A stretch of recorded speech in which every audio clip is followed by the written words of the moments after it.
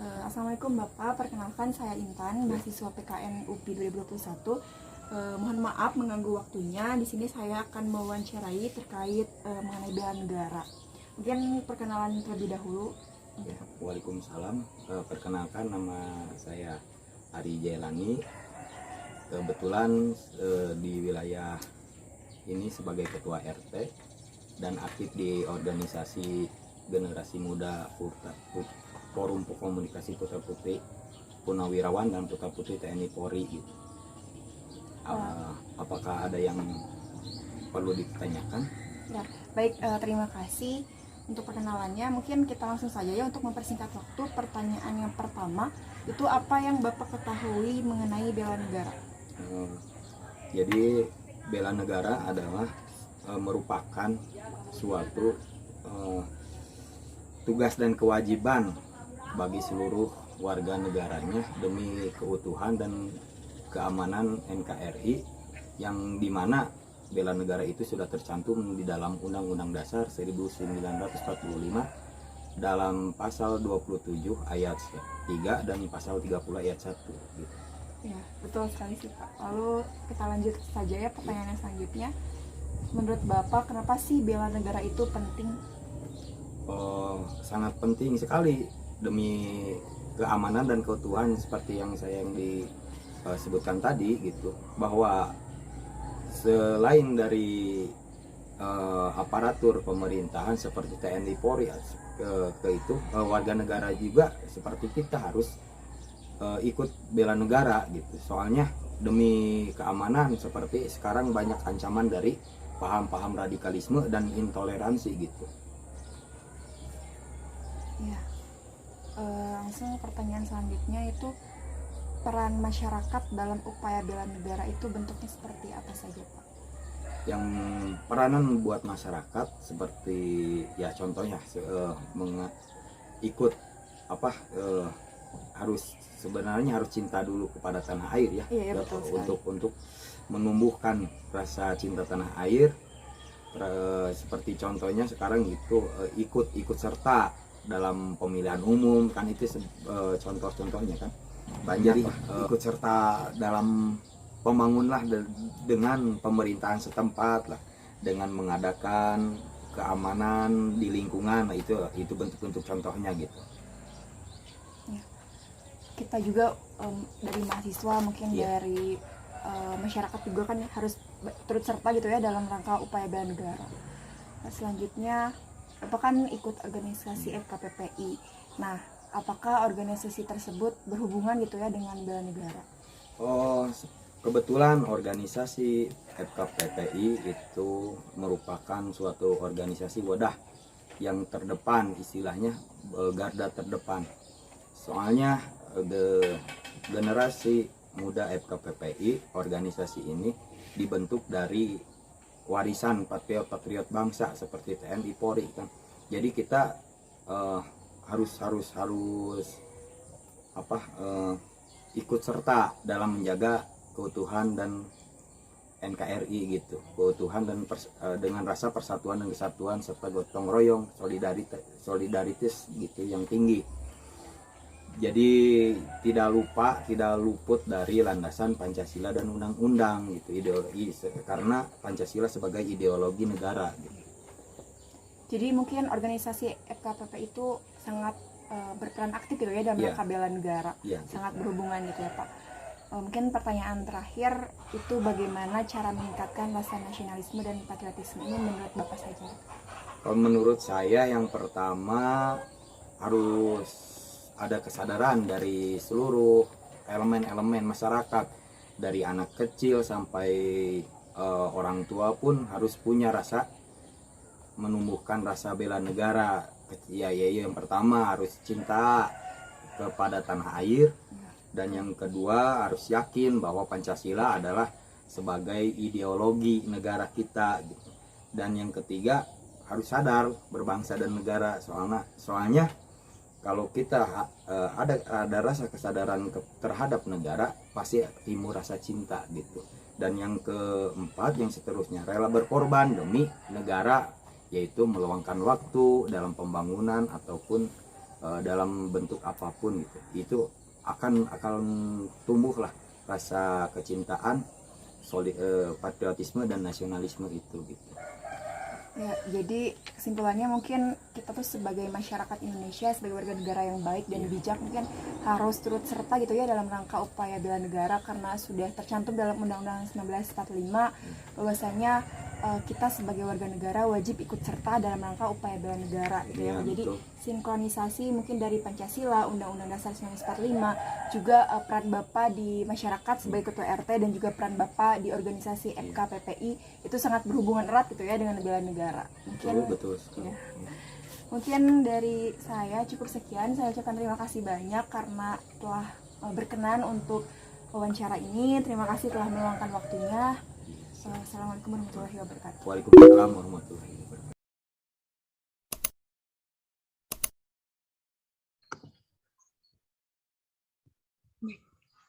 Mungkin langsung mulai saja ya Teh. Assalamualaikum warahmatullahi wabarakatuh. Selamat siang kepada Teh Wanda Puspadewi. Terima kasih karena telah berkenan hadir untuk membantu saya dalam penugasan bela negara di kaderisasi HMCH FIPS UPI-PKN 2021. Sebelumnya perkenalkan, saya Intan Fani Putri, mahasiswa dari PKN UPI 2021. Mungkin mohon maaf karena mengganggu waktu dari Teh Wanda terkait penugasan dari Intan yang mungkin udah dijelaskan kemarin ya terkait wawancara. Mungkin Teh langsung ya ke pertanyaan, apakah Teteh sudah siap? Boleh. Suaranya kedengeran nggak ya yang aku? Terdengar Teh, terdengar. Boleh. Mungkin perkenalan dulu aja Teteh. Dari Teteh gitu. Oke, dimulai ya. Assalamualaikum warahmatullahi wabarakatuh. Perkenalkan, nama saya Wanda Puspadewi, mahasiswi kewirausahaan kampus UPI Tasikmalaya, angkatan tahun 2019. Mungkin di sini juga saya kebetulan diamanahkan, bukan diamanahkan, kebetulan mendapat penobatan kali ya, bisa dibilang kayak gitu. Jadi juara 2 mahasiswa berprestasi tingkat kampus daerah Tasik. Mungkin perkenalannya cukup segitu. Terima kasih Teh. Mungkin langsung saja ya terkait wawancara. Untuk pertanyaan yang pertama ya Teh, apa yang Teteh ketahui tentang bela negara? Ya, mungkin yang aku tahu aja ya bela negara, karena kan kebetulan pendidikan ini juga masuk ke kurikulum waktu semester awal-awal lah gitu. Nah, buat bela negara sendiri itu kayak ya apa gitu yang aku tahu itu mungkin bisa disebut sebagai kegiatan atau perilaku ya yang mewujudkan yang berupa sikap dan perilaku membela negaranya gitu. Nah, untuk kalau terus tadi juga aku sempat nyari gitu ya, menurut undang-undang ada juga nih pasal 9 ayat 1 Undang-Undang Nomor 3 tahun 2022 kalau tidak salah, mungkin kalau salah bisa dikoreksi ya karena bukan kapasitas saya gitu. Nah, tentang pertahanan negara itu bahwa bela negara sendiri didefinisikan sebagai sikap dan perilaku warga negara yang dijiwai oleh kecintaannya kepada Negara Kesatuan Republik Indonesia gitu, yang berdasarkan Pancasila dan Undang-Undang Dasar 1945 dalam kelangsungan hidup bangsa dan negara. Mungkin segitu ya yang saya tahu tentang bela negara. Ya, baik, terima kasih Teh atas jawabannya. Untuk pertanyaan selanjutnya, menurut Teteh, apakah bela negara itu penting gitu bagi kita sebagai mahasiswa? Kalau dibilang penting ya tentu penting ya. Soalnya kalau benar-benar diterapin gitu misalkan si sikap bela negara ini itu nantinya bisa melatih kepemimpinan kita sendiri gitu, bisa melatih kepemimpinan diri sendiri dalam individualisme atau dalam berkelompok gitu. Terus kan sikap ini juga melatih kayak ini ya, kayak melatih positive thinking, terus nggak apatis yang gitu-gitu kan. Nah, terus sikap bela negara juga kan misalkan diadakan gitu oleh pemerintah. Nah, itu tuh tentu ada tujuan dan fungsinya gitu ya, bukan semata-mata untuk ngikutin gitu negara lain kayak gitu, enggak. Nah, sikap bela negara ini tuh sebetulnya kalau misalkan warga negara Indonesianya aware ya, peduli gitu, terus tahu ini tuh penting gitu, dan seumpamanya kalau pemerintah mengadakan, kalau di Korea kan kayak ada wajib militer yang gitu-gitu ya. Nah, itu juga bisa masuk ke sikap bela negara gitu. Tapi sayangnya di Indonesia kurang literasi sama kurang sosialisasi dari entah dari lingkungan sendiri, entah dari pemerintah, atau dari ya kayak kita sosialisasi sendiri juga kan nggak sering tuh ngebahas kayak bela negara gitu-gitu. Mungkin segitu. Ya, terima kasih Teh. Lanjut pertanyaan selanjutnya. Menurut Teteh, peran mahasiswa dalam upaya bela negara itu seperti apa gitu Teh?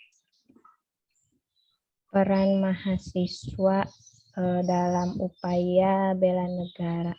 Kalau mahasiswa sendiri, kita juga sering dengar ya kalau mahasiswa itu agent of change katanya. Terus sebagai social control juga. Nah, dari kedua itu bisa dikatakan bahwa memang titik beratnya itu bertumpu di kita nih sebagai mahasiswa gitu ya.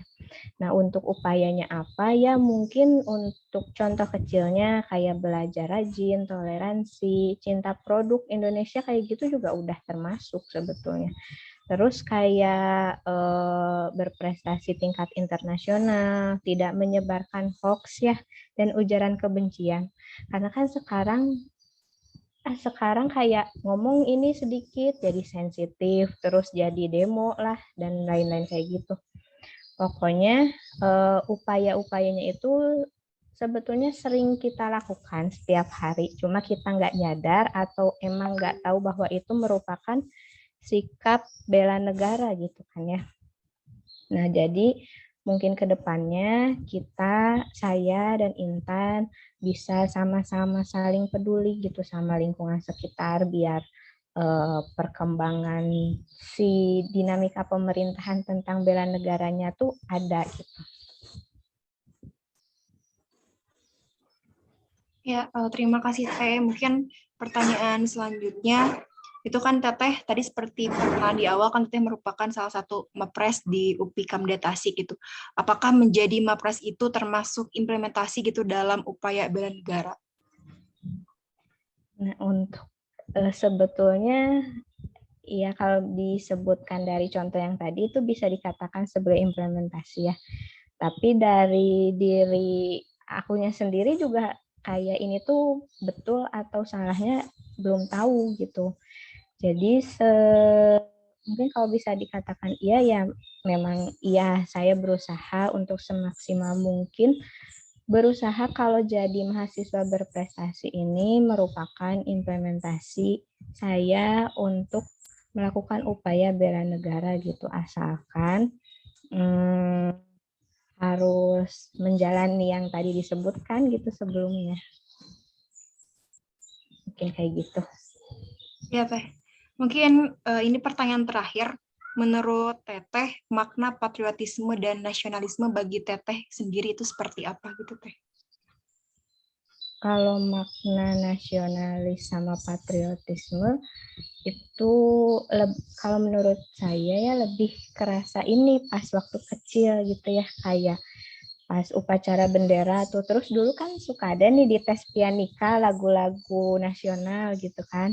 Nah, itu juga bisa dikatakan sebagai mungkin bisa dikatakan sebagai pembentukan diri untuk bersikap nasionalis sama patriotisme gitu ya. Nah, tapi kalau misalkan menanggapi sekarang gitu kan, sekarang mau upacara bendera juga susah karena corona. Adik saya aja yang SD dari TK sampai sekarang belum pernah tuh upacara kayak gitu. Lagu Indonesia Raya nggak tahu gitu kan. Terus sekarang juga lewat main HP ya, kayak lewat konten gitu kan. Lebih banyak konten barat, kayak Korea yang gitu-gitu. Terus baju juga kita udah kayak mulai pindah nih pedomannya ke barat gitu kan, padahal kalau misalkan dari menganut agama yang lebih banyak gitu ya di Indonesia, kita kan harusnya ke timur gitu, ke kayak Arab yang gitu-gitu, tapi ternyata ya namanya juga mungkin masih muda ya, karena nggak bisa dipungkiri gitu, kadang saya juga kalau ngelihat itu kayak ya bagus gitu kan, tapi emang di sisi lain buat nasionalis sama patriotisme kayak mencintai budaya sendiri, bahasa sendiri yang gitu-gitu, anak-anak muda sekarang emang udah nggak aware gitu. Itu paling Intan. Ya baik Teteh, terima kasih banyak atas waktunya. Intan mengucapkan terima kasih dan mohon maaf karena mengganggu waktunya. Terus kemarin juga kan sempat menghubungi Kang Andi terlebih dahulu karena Kang Andi ya kakak kelas di SMA gitu. Jadi alhamdulillah gitu ada yang ngebantu. Terima kasih kepada Teh Wanda. Mungkin mau dokumentasi foto dulu ya Teh. Boleh. Bentar. Di aba dulu. 1, 2, 3. Lagi Teh. 1, 2, 3. Ya. Terima kasih Teteh. Mohon maaf mengganggu waktunya. Sama-sama. Ya, semoga kebaikan Teteh dibalas oleh Allah SWT. Semoga lancar terus ya Teh itu acara Mapresnya. Ya. Terima kasih Teh. Terima kasih ya Intan. Ya, Assalamualaikum warahmatullahi Salam wabarakatuh. kenal juga ya. Ya, Teteh. Waalaikumsalam.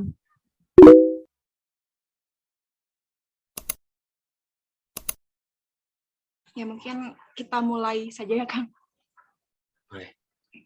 Baik, Assalamualaikum warahmatullahi wabarakatuh. Sebelumnya saya mengucapkan terima kasih banyak kepada Kang Satrio karena berkenan untuk membantu saya dalam penugasan wawancara di kaderisasi HMCH, yaitu Bela Negara. Perkenalkan, saya Intan Fani Putri, mahasiswa baru PKN UPI 2021. Mungkin sebelum kita masuk ke wawancara dan diskusi, mungkin terlebih dahulu Kang Satrio untuk perkenalan dulu, Kang. Mangga, silahkan.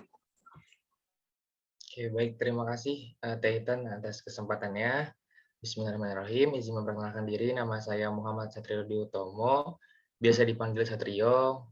Saya dari Prodi Sistem Telekomunikasi Universitas Pendidikan Indonesia Kampus Purwakarta. Tepatnya saya angkatan 2020 dan alhamdulillah saat ini diamanahi sebagai Ketua Badan Eksekutif Himpunan Mahasiswa Sistem Telekomunikasi periode 2022. Mungkin sekian Teh Intan untuk perkenalkan. Terima kasih. Ya, terima kasih Kang. Salam kenal dari saya. Mungkin langsung saja ya Kang untuk wawancara dan diskusi. Mungkin ini tidak terlalu formal, tapi tidak formal juga. Jadi serius tapi santai seperti itu Kang. Jadi lebih ke wawancara, sharing session gitu. Jadi perbandingan itu antara kaderisasi di Hima Sistem Telekomunikasi dan juga di Hima PKN seperti itu Kang. Untuk yang pertama itu pertanyaannya adalah apa sih tujuan dari pengkaderan di Hima Sistem Telekomunikasi, Kang?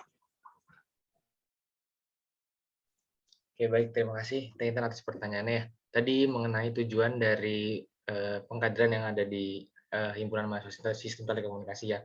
Oke, mungkin izin menjawab ya. Dari mungkin sebelumnya mau jelasin dulu gitu, karena kebetulan dari HMST sendiri ini baru 2 periode, karena kebetulan kita baru 3 angkatan, terbilang masih jurusan baru. Mungkin di sini kita lebih ke sharing-sharing aja ya. Jadi tujuan utamanya itu sebenarnya adalah untuk mengenalkan apa sih prodi sistem telekomunikasi itu sendiri gitu, karena kan itu menjadi suatu hal yang penting ya, kayak kita udah masuk ke ranah prodi yang kita pilih, apa sih yang harus kita ketahui tentang apa yang ada di dalamnya gitu. Dan di luar dari itu, untuk tujuan khususnya sebenarnya adalah karena di sini adalah masa transisi gitu, di mana kita yang dulunya masih berada di kursi SMA ataupun SMK gitu, dan sekarang kita sudah masuk menjadi seorang mahasiswa, dan tentunya adanya perubahan gitu, dan kita di sini tuh yang dinamakan kaderisasi ini bertujuan untuk pembentukan karakter dan juga penyamarataan gitu, dalam artian kita berasal dari tempat yang berbeda dan punya latar belakang yang berbeda, tapi ketika kita sudah menjadi mahasiswa tentunya kita dilatih untuk berpikir kritis dan juga mempunyai apa ya, rasa keberanian, apalagi di masa-masa kaderisasi tentunya banyak-banyak penilaian yang nantinya akan terlihat gitu. Dan tujuan dari kaderisasi sendiri ya, terutama yang ada di HMST itu kita mempersiapkan gitu kader-kader yang nantinya insya Allah gitu untuk meneruskan estafet kepemimpinan yang ada di ranah dari kampus UPI Purwakarta. Kurang lebih seperti itu, Teh Intan. Baik, terima kasih Kang atas jawabannya.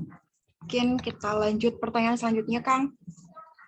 Di Himasistel itu berapa lama sih Kang pengkaderannya, masa pengkaderannya? Kan kalau dari saya gitu ya, apa yang saya rasakan di HMCH itu selama 1 tahun Kang. Jadi berapa lama sih kalau di HMST Kang? Terima kasih. Oke, ini menjawab ya. Nah, tadi sebelumnya sudah saya sampaikan di awal ya, mengenai kan di HMST ini karena kebetulan kita masih baru, tentunya kita masih mencari-cari referensi juga untuk kaderisasi yang ada di HMST. Nah, mungkin dijelaskan dari angkatan 2019 terlebih dahulu ya, angkatan pertama gitu. Dulu angkatan 2019 itu karena memang di angkatan pertama dan juga belum memiliki kakak tingkat yang mungkin satu ranahnya ya, karena kebetulan di UPI Purwakarta ini Sistel merupakan salah satunya gitu tadinya untuk jurusan yang ranahnya teknik gitu, dan kebetulan sekarang di UPI Purwakarta itu ada mekatronika yang alhamdulillah jadi seranah gitu, jadi sama-sama teknik. Nah, dulu itu untuk tahun 2019 karena mereka angkatan pertama, jadi masih dipegang sama BEM gitu secara langsung untuk masa kaderisasinya. Dan untuk pada saat itu karena mungkin ranahnya teman-teman di Purwakarta masih pendidikan ya, dan belum terlalu satu frekuensi gitu teman-teman teknik dengan pendidikan, jadinya masih menyusun gitu untuk ranah kaderisasi seperti apa nih yang cocok untuk teman-teman dari Prodi Sistem Telekomunikasi. Nah, di angkatan 2019 itu hanya dilaksanakan selama 4 hari dan berlanjut untuk di angkatan 2020 sendiri, angkatan saya, karena kebetulan pada saat itu juga pandemi, jadi kita melaksanakan kaderisasi secara online. Itu sama gitu, kita cuma melaksanakan kaderisasi selama 4 hari. Tapi untuk di tahunan 2021 kemarin, dan kebetulan saya tahun lalu di PSDM dan di bagian kaderisasi dan diamanai sebagai ketua pelaksana untuk nama kegiatan itu adalah Metasiskom, masa orientasi sistem telekomunikasi. Kemarin kita coba untuk merancang konsepan baru gitu untuk kaderisasi yang ada di HMS itu seperti apa gitu. Kemarin kita coba merancang untuk membagi menjadi 3 tahap. Tiga tahap di mana tahapan pertama ini sebagai bentuk pematerian, dan kita kemarin melaksanakan secara online itu selama 1 bulan. Itu untuk pematerian selama 1 bulan. Dan juga untuk di tahap selanjutnya, di tahap kedua, itu merupakan tahap implementasi nih, apa-apa saja yang teman-teman angkatan 2021 khususnya kemarin, apa yang mereka dapat di tahap pertama, mungkin dari segi pematerian yang diberikan ataupun hal-hal yang diberikan di tahap pertama gitu. Kita coba uji coba di tahap kedua, kita tanya bentuk implementasi seperti apa gitu, kita implementasikan di tahap kedua. Dan di tahap ketiganya gitu, kita coba untuk buat suatu acara yang benar-benar memperkenalkan teman-teman dari angkatan 19, angkatan 2020 dan juga angkatan 2021. Kita buat satu kegiatan itu malam keakraban. Jadi disitulah sebagai puncak acaranya dalam kaderisasi yang ada di HMST. Jadi kita melaksanakan selama kurang lebih 2 bulan kemarin. Ya, terima kasih Kang. Mungkin untuk pertanyaan selanjutnya itu tadi sudah terjawab ya mengenai alur kaderisasi di HMST. Mungkin saya sedikit sharing gitu ya, di HMCH, di Himpunan Mahasiswa Sipil Hukum, itu rangkaian kaderisasi selama 1 tahun itu ada beberapa kegiatan gitu ya Kang. Yang pertama tentunya ada mokaku jurusan gitu ya, pas di awal, itu pas awal-awal sekali. Lalu ada Mabim, itu dilaksanakan selama 5 kali, itu Mabim, kurang lebih selama 1 bulan lebih lah itu untuk Mabim. Lalu selanjutnya itu kami ada sekolah kaderisasi, itu sekolah kaderisasi isinya, jadi kita tuh sebagai mahasiswa baru diwajibkan untuk mengikuti perlombaan gitu Kang, tapi tidak diwajibkan menang gitu. Kalau misalnya menang ya alhamdulillah, kalau misalnya tidak juga tidak apa-apa. Tapi ya di sekolah kaderisasi itu tujuannya supaya mahasiswa baru itu ada prestasi, mungkinnya seperti itu tujuannya. Lalu selanjutnya itu ada LKM gitu Kang. LKM, terus akhirnya dari LKM itu harus menghasilkan sebuah acara, namanya itu follow up. Jadi mahasiswa baru harus membuat acara gitu seperti webinar atau kegiatan lainnya gitu yang berhubungan dengan kampus gitu, Kang. Terus yang terakhir mungkin yang sekarang yang sedang saya jalani itu bela negara, Kang. Jadi mungkin di HMCH itu beberapa tahapan dan itu sangat lama sekali ya, Kang, hampir 1 tahun saya di PKN. Rasanya tuh kayak kok nggak beres-beres gitu ya, Kang. Jadi mungkin ya memang seperti itu kali ya, dari atasannya, mungkin dari atasnya sudah tradisi mungkin ya, Kang, sudah tradisi selama 1 tahun untuk kaderan. Mungkin segitu, Kang. Selanjutnya, Kang, pertanyaan selanjutnya, kriteria kader atau mahasiswa yang seperti apa yang biasanya dianggap aktif gitu, Kang, selama masa pengkaderan? Oke, mengenai kriteria ya. Oke, sebelumnya izin menjawab ya. Tentunya kan selama kita melaksanakan proses kaderisasi gitu ya, mungkin tadi sempat disampaikan juga sama, kita juga di tahapan itu kita pertama pasti ngelakuin mokaku terlebih dahulu gitu, baru ke ranah jurusannya ya. Nah, sebenarnya di ranah mokaku ini juga kita sudah memantau gitu dari teman-teman prodi, sudah pasti terutama teman-teman PSDM yang pasti memantau gitu untuk masuk ke dalam kepanitiaan yang ada di mokaku. Dan itu kita akan mantau secara langsung nih pergerakan dan juga segi keaktifan dari teman-teman di setiap prodinya gitu, dan nantinya menjadi satu catatan penting gitu ketika kita melaksanakan kegiatan kaderisasi di ranah mungkin jurusan ya. Nah, poin-poin yang mungkin kita harapkan gitu ya. Jadi harus sesuai dengan goals apa yang kita buat gitu ketika kita membuat suatu kaderisasi gitu. Contohnya kemarin ketika kita main resiko gitu, kita punya beberapa goals dan juga itu bisa menjadi suatu apa ya, acuan utama kita untuk melihat nih bagaimana apakah teman-teman dari angkatan 2021 kemarin Pak khususnya itu sudah mencapai nih goals-goals yang kita buat. Nah, untuk melihatnya juga nanti kita by data gitu, kita melihat dari segi poin keaktifan ketika pada saat mungkin pematerian berlangsung, teman-teman nanti ada yang bertanya atau tidak gitu, dan juga berani untuk berdiskusi baik individu ataupun berkelompok, itu menjadi sesuatu catatan penting gitu ya.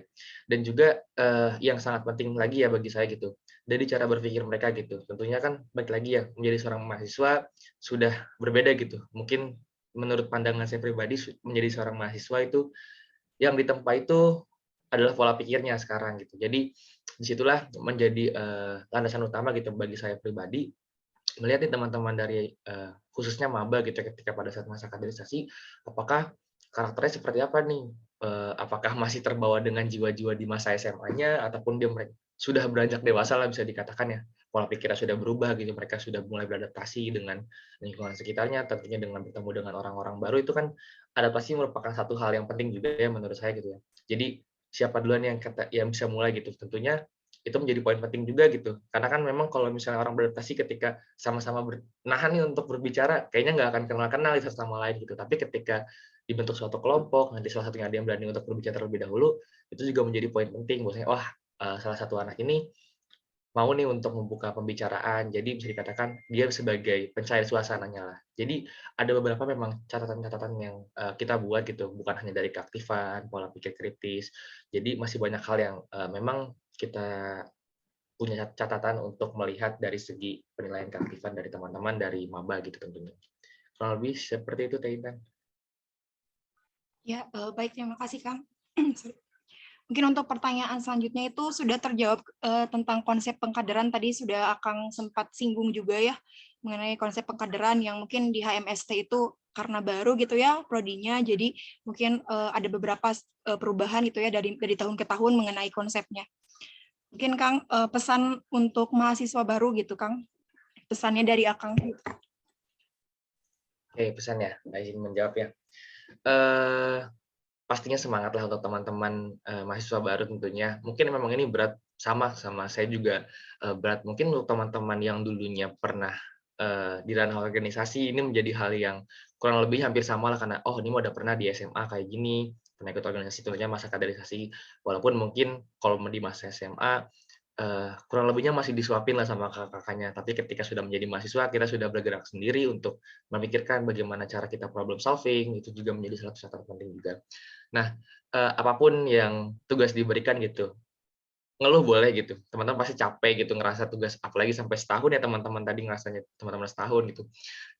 Itu pasti capek banget, kayak belum dengan tugas kuliah segala macam, tapi teman-teman harus percaya bahwasanya hal-hal yang diberikan terutama sama kakak-kakak tingkatnya ini menjadi sudah menjadi pertimbangan gitu. Nanti teman-teman bakal mendapat esensi apa aja gitu. Jadi di sini tuh teman-teman tinggal bagaimana teman-teman cara menerima dan teman-teman mengimplementasikannya aja nantinya seperti apa gitu. Kalau teman-teman menerima dengan rasa berat hati, pasti ke depannya bakal ngerasanya, buat apa sih seperti ini, buat apa sih ikut kaderisasi ini, buat apa. Tapi kalau teman-teman coba berpikir lebih baik gitu, bahwasanya wah ini salah satu pembentukan mental, cara berpikir kita gitu, dan teman-teman bisa mengimplementasikan dalam kehidupan berkuliah nanti maupun di kehidupan sehari-hari, itu benar-benar berasa banget gitu. Jadi pesan saya gitu, semangat aja untuk menjalankan terutama tahapan-tahapan kaderisasi dan eh, mungkin jaga kesehatannya juga terutama dalam kondisi pandemi seperti ini, dan juga yang terakhir mungkin